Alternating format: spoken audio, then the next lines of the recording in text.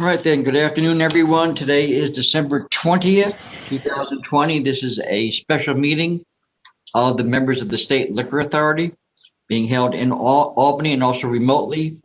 We have Chairman Bradley participating by telephone. Yes, I'm here. We have Commissioners Ford and Fan appearing by video. We have staff in attendance, General Counsel Meyerhoff by video, Deputy Commissioner of Licensing Roberts on the telephone, I'm here, thanks. and myself, Secretary Donahue, in the Albany offices. We have five items, on today's calendar. They are all requests from Council's office for emergency summary orders of suspension. The first item is 01791U, Queens OP 1291553. The license is El Trio Corp. Good afternoon, Chairman Bradley, Commissioner Fan, and Commissioner Ford. William Brennan for Council's office. I'm here today to request that the board summarily suspend this licensee for blatantly violating Executive Orders 202.16, 202.41, 202.74, 202.81, failing to conform with the conditions of the license, and failing to adequately supervise the licensed premises. The licensee El Trio Corp. Has been licensed since May of 2016. The licensed premises is located at 102-01 44th Avenue, Corona, Queens, also known as 102-03 44th Avenue, Corona, Queens. On December 18, 2020, Investigator Stravali of the EO Task Force and members of the NYPD set up surveillance outside the licensed premises at approximately 9:50 p.m. Stravali observed a large freestanding structure that had been erected in the parking lot of the premises. This structure was large, the depth of the actual premises, with a roof and four sides constructed of wood, clear plastic, and blue tarps. There were at least 31 individuals inside the structure, dancing, standing, consuming food and drinks, and being served drinks after 10 p.m. The structure was completely encapsulated and had no openings for ventilation, basically creating indoor service. There was a DJ playing loud music and patrons were dancing inside this structure. In addition to the 31 patrons, Stravali counted 8 employees and a DJ inside the enclosed structure. The structure was attached to the ground floor of the premises, and the only means of ingress-egress were through the front door of the licensed premises. Investigator Stravali indicated that the premises was basically operating as a nightclub with a DJ, flashing lights, and patrons dancing about. The pictures that Investigator Stravali provided with his report tell a clear and compelling story. The patrons inside the structure were not practicing social distancing. Many were standing and drinking together. Even if indoor dining were permitted, which it is not, this licensee was operating after the 10 p.m. curfew. It's clear from Stravali's report and the attached pictures that this licensee is failing to conform with the current executive orders and DOH guidelines that are in place to help curb this pandemic. The manner in which this licensee is conducting its business poses an immediate threat to its employees, patrons, and the community at large. Council's office respectfully requests that the board issue an emergency order suspending this licensee in order to protect the health and safety of the general public. I would also point out that this licensee, while it doesn't have any COVID-related offenses, has several offenses that have been adjudicated, including a sale to minor in 2017, sale to Intox in 2018, and 2 other open cases. All right, with that, Commissioner Fan, do you have any questions?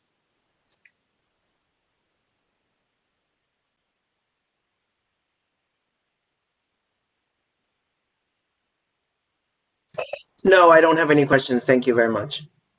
Commissioner Ford, do you have any questions? No, I don't have any questions, Tom. Thank you. Chairman Bradley, any questions? I have no questions. All right, with that, I'll call for the vote of the members. First, Commissioner Fan. It's clear that this location is an imminent threat to public health, safety, and welfare based on the evidence provided by Council Brennan and also based on the photos submitted into evidence by the investigator.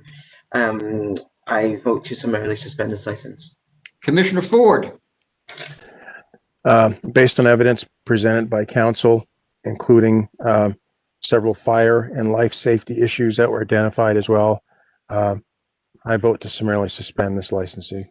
and Chairman Bradley. Based on council's presentation, it's clear this licensee is a threat to the public health, safety, and welfare. I vote to summarily suspend. All right, the next item I have is 01791V. It's NASA OP 1316357. Licensee is AKJ Diner Corp. Thank you. Good afternoon, members. This is Kayla O'Donnell on behalf of council's office. Last night, task force investigators observed 15 people inside the licensed premises at 9:55 p.m. Most of these people were not properly wearing face coverings or not wearing them at all. They were standing in violation of Executive Order 202.41. The investigator advised me that these people were still inside the premises at 10 o'clock p.m. in violation of 202.74. While the investigator was outside taking photos, an individual that she knows from prior visits to be in charge came to the door. He told her that he was having a holiday party for the staff. Apparently, the employee with a mop depicted in the photos in the record before you didn't get an invite to this employee holiday party. Even if it was an employee holiday party, that's not a valid reason to violate the governor's executive orders. The individual in charge then told the investigator that she would need a warrant to come inside. He locked the door, locking all the 15 patrons inside the premises. The investigator told me that she had previously warned this individual regarding the executive orders. Notably, this is this licensee's third strike.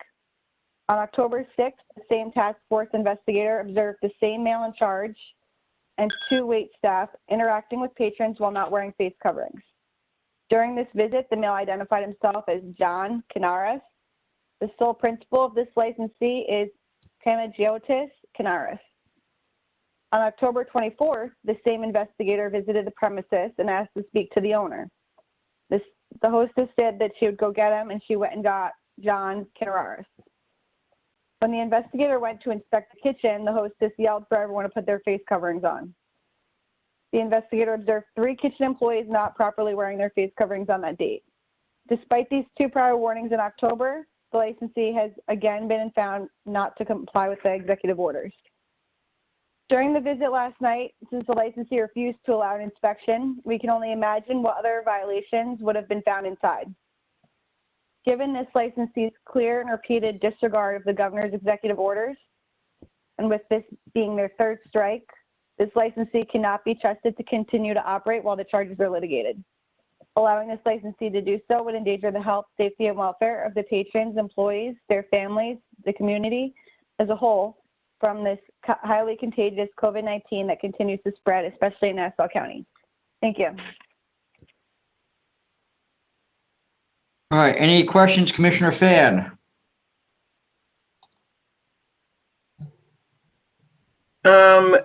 When was this license issued?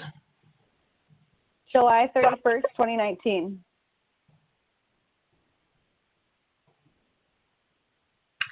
And you said there were prior warnings, but there are no prior cases.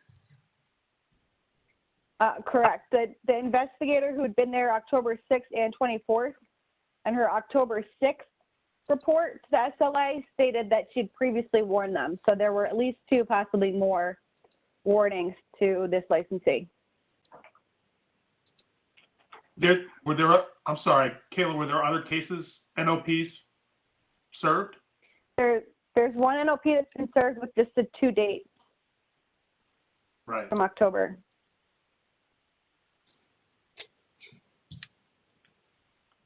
Anything else, Commissioner Fan? And tell me again about who's on the license and who's claiming to be the owner. So the individual who is on the license is, try to pronounce his name correctly, Panagiotis Canaris. How do you spell that? Canaris, yes. The last name or the first name or both? The first name.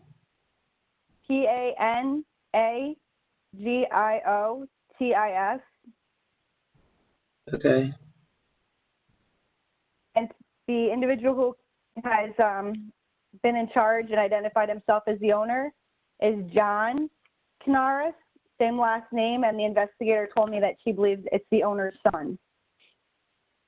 Got it. All right, thank you very much.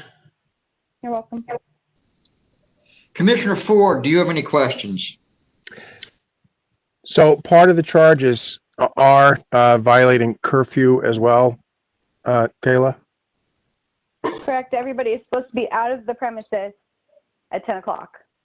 Okay. Because I noticed it started at 9:55. That's when that was the time that they witnessed it, I suppose. I don't have any further questions. Chairman Bradley, any questions? I have no questions, thanks. All right, with that, I'll call for the vote of the members. First, Commissioner Fan. Based on evidence presented by counsel, it's clear that this owner has been warned multiple times, continue to violate the governor's executive order surrounding COVID-19, and this location is an imminent threat to public health, safety, and welfare, and I will summarily suspend this license. All right, Commissioner Ford. Based on evidence presented by counsel, including a couple of previous warnings by the same investigator, I find this place to be a threat to the public health, safety, and welfare, and I vote to summarily suspend. All right, Chairman Bradley, your vote, please. Based on counsel's presentation and the 2 prior dates that this licensee has been charged, it's clear that they have no intention of following the governor's executive orders and it's a risk to the public health, safety, and welfare, and I vote to suspend. All right, the next item I have is 01791W, Queens OP. Licensee is Time Tequila Bar Cafe Corp. Good afternoon, members of the board. Michael Amarato from the Office of Counsel, and I respectfully submit to the members that Time Tequila Bar Cafe Corp., located at 675 Seneca Avenue, Ridgewood, New York, be considered for an emergency order of suspension pursuant to Section 1, subsection 3 of the State Administrative Procedure Act. The license was issued on December 2nd, 2016 for Bar Tavern. It's important to note that the New York City Department of Buildings issued a letter of no objection for the first floor, which is to be used as a cafe and a bar. Additionally, the licensee entered into a stipulation agreeing with Community Board 5 for no outdoor seating or service. That condition became part of the licensee's license with the SLA. Additionally, on the establishment questionnaire, it specifically states that there'd be no outside consumption and that the basement of the establishment would be used exclusively for storage. The establishment is located in a mixed-use area and is currently designated as a yellow zone for outdoor dining only. The NYPD Vice received complaints that was hosting nightclub types of activities in the basement, and the front of the premises had rolled down gates while the patrons were inside, therefore preventing others from seeing what was actually going on inside the premises. On Friday, December 18, 2020, investigator Stravali went to the premises between 8:30 and 9 p.m. and conducted surveillance. At that time, he noticed that the storefront of the premises had the roll-down gates completely down and locked. And he also observed a side entrance door, metal door with no hardware on the door. And he observed individuals exiting the premises from this door. While the door was open and these people were exiting, he was able to see a bar counter and TV screen, which appeared to be connected to a closed caption TV monitor surveillance, and there was security cameras mounted on the exterior of the building. Stravali contacted Lieutenant Hellman of the 104th Special Operations, and they arranged to return to the location after midnight. And then on December 19th at approximately 12:30 a.m. after the curfew, Stravali set up surveillance and observed 3 more patrons exiting the premises without masks. Javali knocked on the door and he was granted entrance. And it was a female who claimed to be the owner, opened the door, who was not wearing a mask. There was also a female bartender not wearing a mask as well. The individual who claimed to be the owner was questioned about the 3 patrons who had just left. And this woman claimed that they were there to pick up their food, but investigator Javali did not see any packages or bags in their hand. So after investigator Javali said that to her, she says, oh, they were here to use the bathroom. About 12:40, the police arrived and they entered the premises and they entered the premises to that side door, went down the stairs, and they observed 11 patrons in a poorly ventilated cellar drinking alcoholic beverage. The egress cellar doors were locked with side bolts.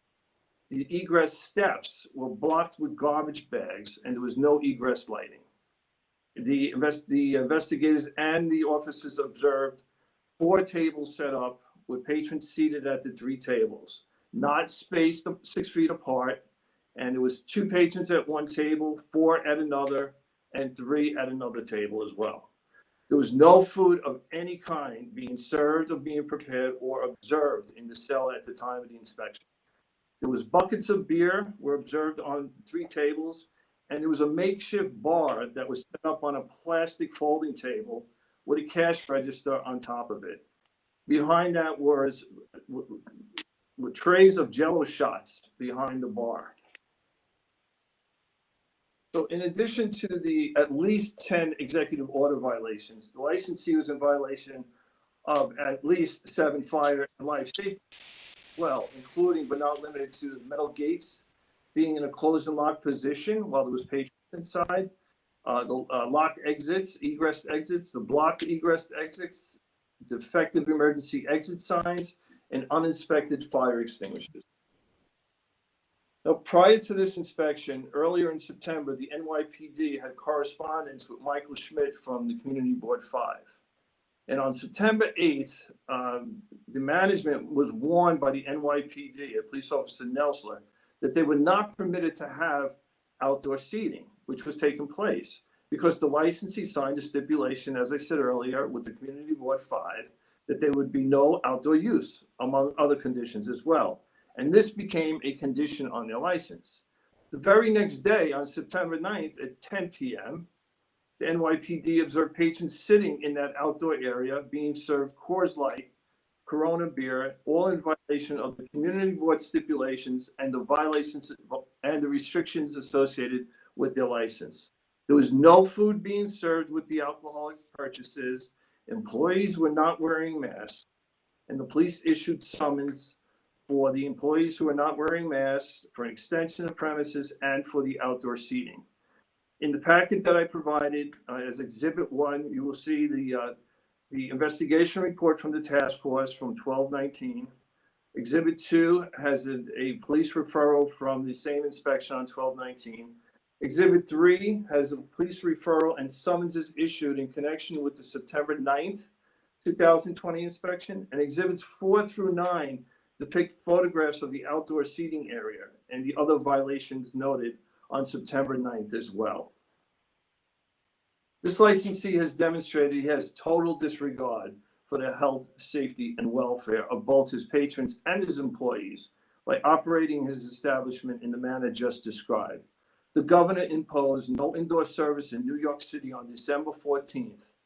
And so the licensee can't say he didn't know. It's been on the news has been on TV, newspapers, and online. And since then, to say he didn't know is disingenuous.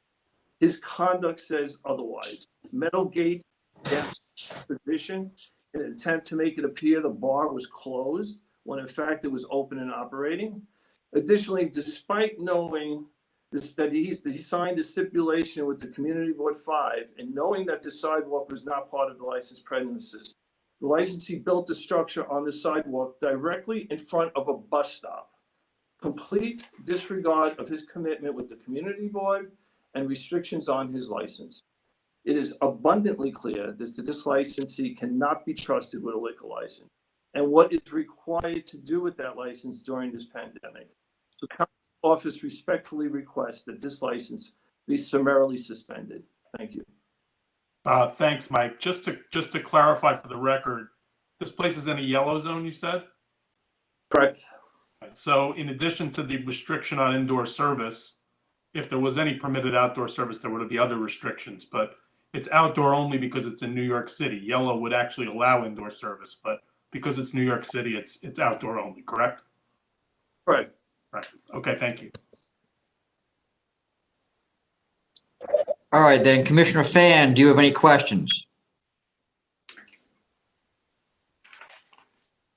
No, I don't have any questions. Thank you. Commissioner Ford, do you have any questions? Yes, even though as part of their STIPs, they weren't supposed to have outdoor dining, during these times right now, would they have been allowed if they had permission from the city, Department of Transportation? Would that have been allowed in spite of the STIPs not to? Well, the reason why there were restrictions placed on this license for no outdoor dining or consumption is because of the previous licensee at this location. And so the board issued this license with the understanding that the licensee was going to live up to the commitment of the regulation signed with the community board. And that was any outdoor dining or consumption of alcohol. And that's why the license was issued. But I think normally, if that were the case and they did get permission from the Department of Transportation, it may have been permissible. But they didn't have, as far as, Commissioner Ford, yeah, I'm Yes, sorry. sir. I would like to clarify. I mean, so if they had community board stipulations put on their license, the only way they'd be able to use that outdoor space is if they went back to the community board first for approval. and then went to the city, correct? Correct. In that order. Okay, all right. And obviously, as far as we know, they did not have a permit from the city to have it anyway, correct, Counselor? That's correct. They did not. Okay. Let me just add for the record that while there may, these additional violations are evidence of a general failure to follow the law, but the primary reason that this place is a threat to public health, safety, and welfare is because they locked the doors and were operating inside downstairs when they're not supposed to be inside at all or downstairs at all. That alone would be, we put to the members grounds to do a suspension on this case.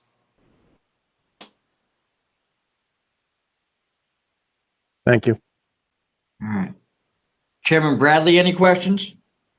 No, I have no questions. All right, with that, I'll call for the vote of the members. First, Commissioner Fan.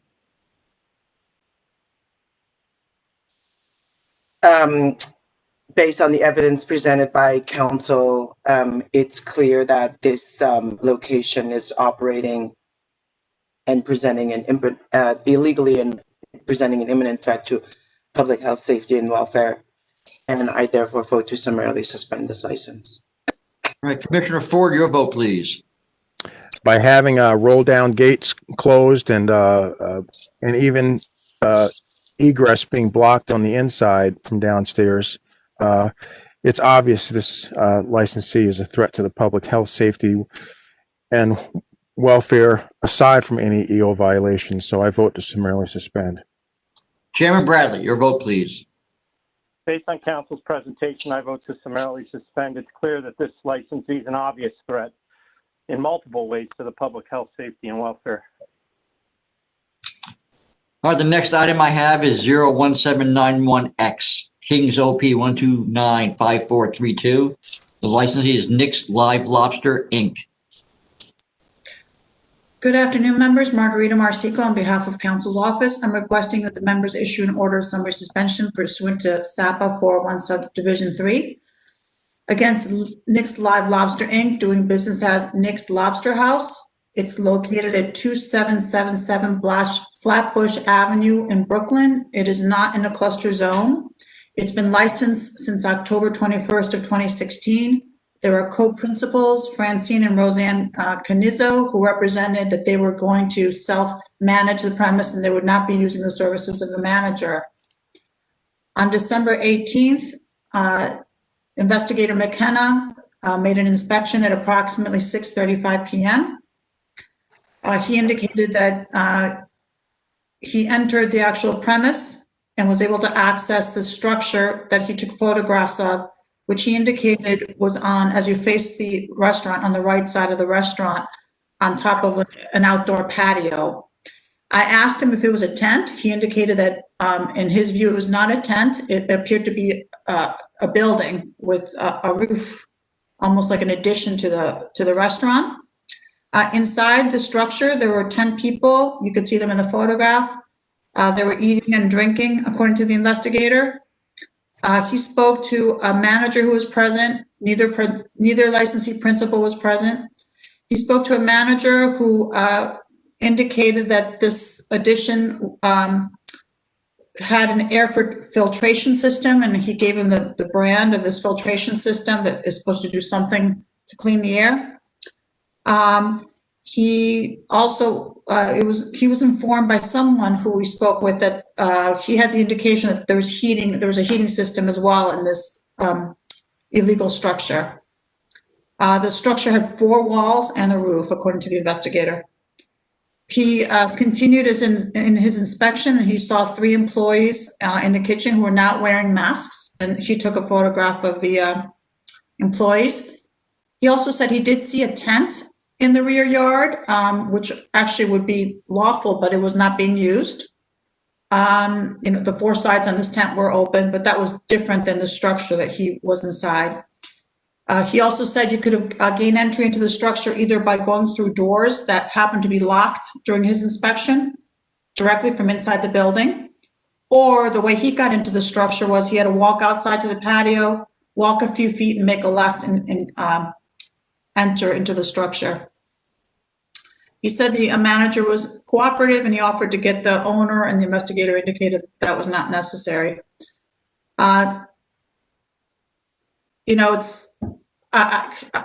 It seems like they took a lot of pains to create this illegal structure, and I don't know, this air filtration system, I don't know if they were telling customers about it or what this is all about, but this is not approved by the SLA. So we're requesting that the members issue an order of summary suspension, and we're charging the licensee with violating various executive orders, including 202.3, 202.81, which is indoor dining after December 14th, 202.16 for the employees who are not wearing masks, and a failure to supervise because the licensees were not present, and they're permitting this illegal structure to operate complete with this filtration system and heating system.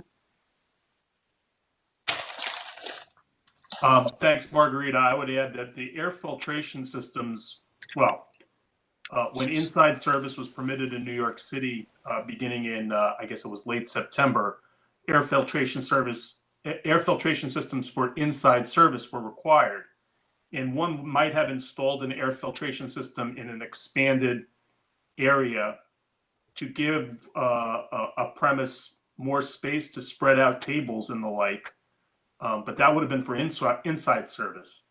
The fact that it has an air filtration system essentially explains why it's not outside service. There's no airflow in there from open sides and the like. So this is inside under the DOH guidance and the SLA guidance, and therefore not permitted at this time. With that, Commissioner Fan, do you have any questions? Margarita, can you help me with these photos here? So the first one,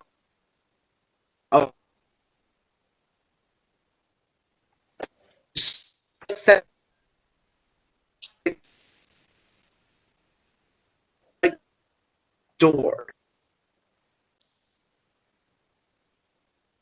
here. I don't have access to the photographs, but that's why I contacted the investigator to try to make sense of it. But he did indicate that the photographs showing the people sitting at the tables, that is inside the structure.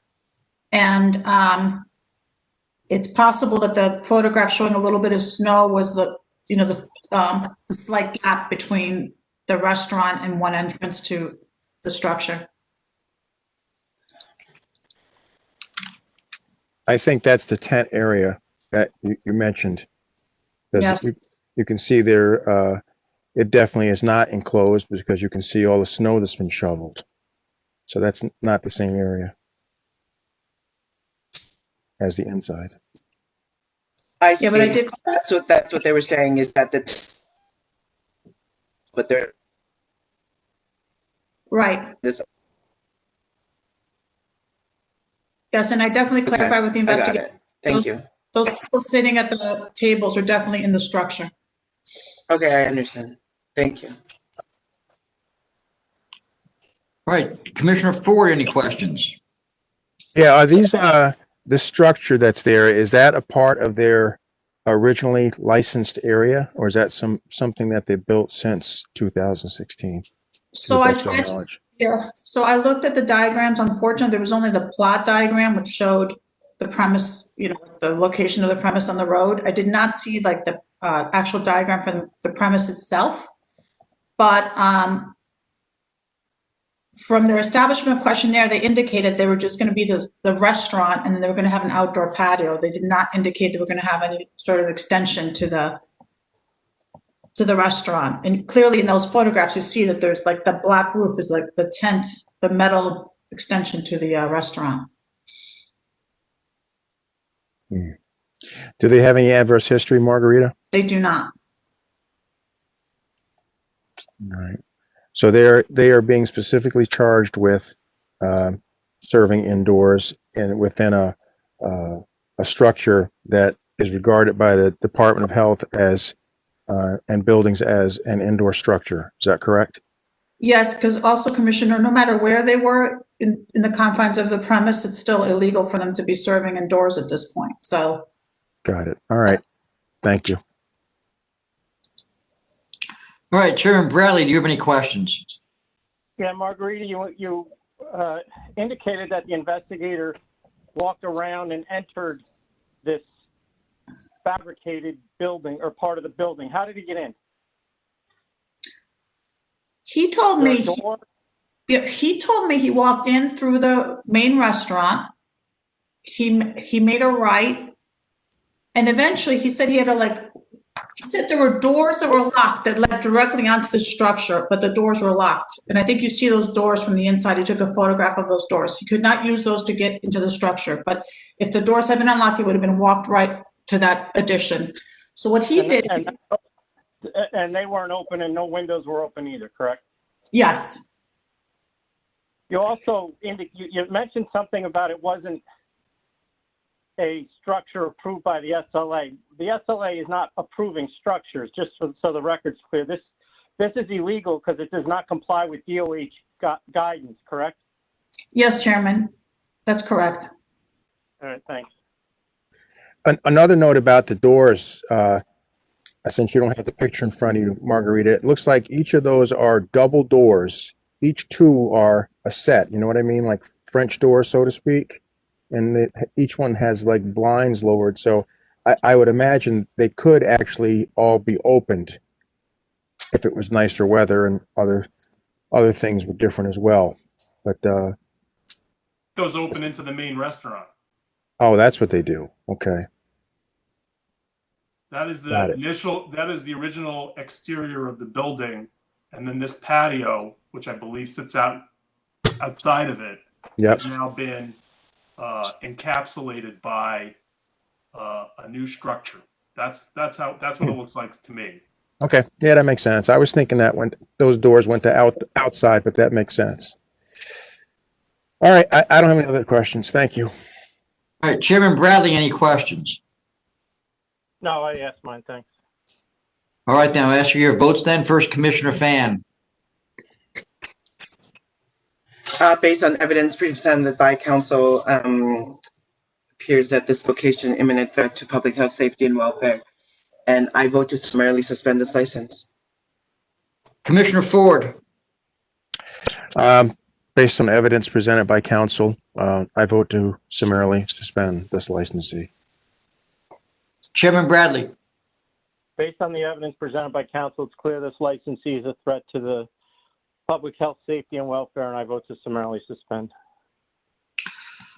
All right, then the next item I have is 01791Y, Kings OP 1281826, Living Room Restaurant and Lounge, Inc. Hi, Kayla O'Donnell, again, on behalf of council's office.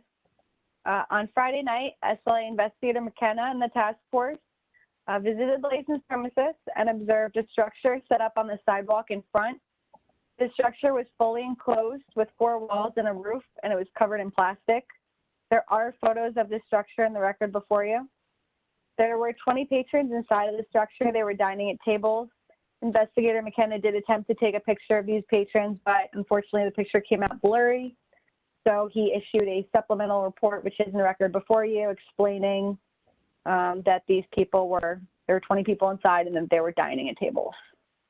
The manager told investigator McKenna that she did not believe the space was considered fully enclosed because it had 2 doors. However, both of these doors were closed while investigator McKenna was at the premises. Since the structure was fully enclosed, it must be considered indoors, despite being physically located on a sidewalk outside. This is clearly not outdoor dining as it was intended to be, but rather a weak attempt to skirt the law. Since the licensee allowed 20 patrons to dine indoors, it violated Executive Order 202.82 and failed to supervise the premises. Allowing these 20 patrons to dine in a tight, fully enclosed space puts the health, safety, and welfare of these patrons, their families, and the community in danger of catching and spreading COVID-19. In consideration of them, an emergency order of summary suspension is required. Thank you. All right, Commissioner Fan, any questions?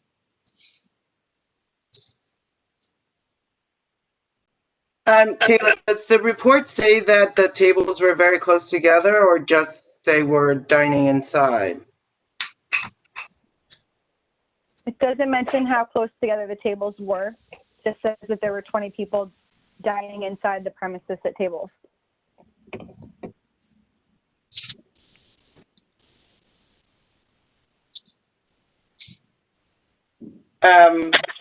And were there air filtration systems, heating lamps? What's inside? None of that is noted in the investigator's report.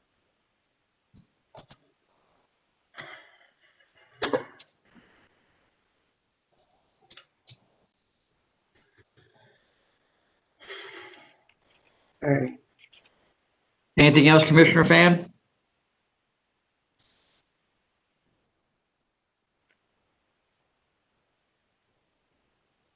No, thank you. Commissioner Ford?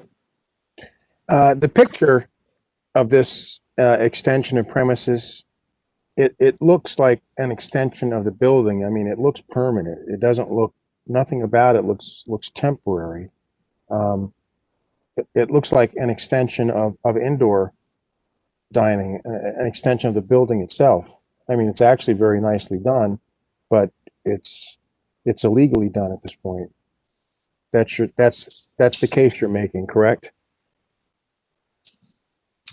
Correct. And I think the bigger point that I'm trying to make is that they're trying to bring the indoors outside when really it's outside dining was intended to be sidewalk, tables and chairs, not a fully enclosed room with what appears to be, as you indicated, a permanent fixed roof, just because it's not inside the licensed premises. Right. All right. When were they licensed, Kayla? June 18th, 2015. And any adverse history? No. Thank you very much. No further questions. Chairman Bradley, any questions? Kayla, for this to be considered outside dining, it has to be open on 2 sides, correct, according to the DOH guidelines? Correct. And I don't believe you're allowed to have a permanent roof either. I have no further questions. Yeah, let me just add, it's Gary, let me just add for the record that it's apparent that the investigator left the scene thinking he had a picture of the inside area, which would have perhaps been clearer and something we've come to expect in these investigations at times. We didn't end up having the picture, unfortunately, but the investigator has described what he viewed inside, and actually the fact that it was inside was essentially corroborated by the person in charge, whose only defense when asked about how they could be serving in there was, I thought if it had doors on both sides, it would be okay. So while we have the pictures of the outside that show that it is enclosed, we don't happen to have pictures of the people seated in there, but we do have Investigator McKenna's report.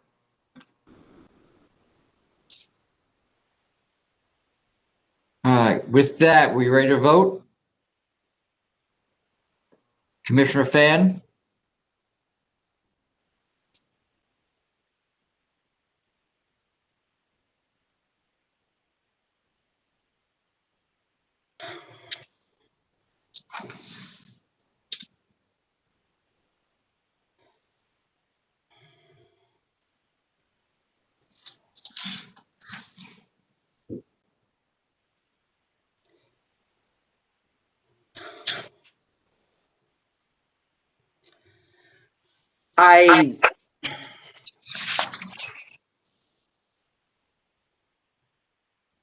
Every day I walk by about 15 of these just going down the street. And so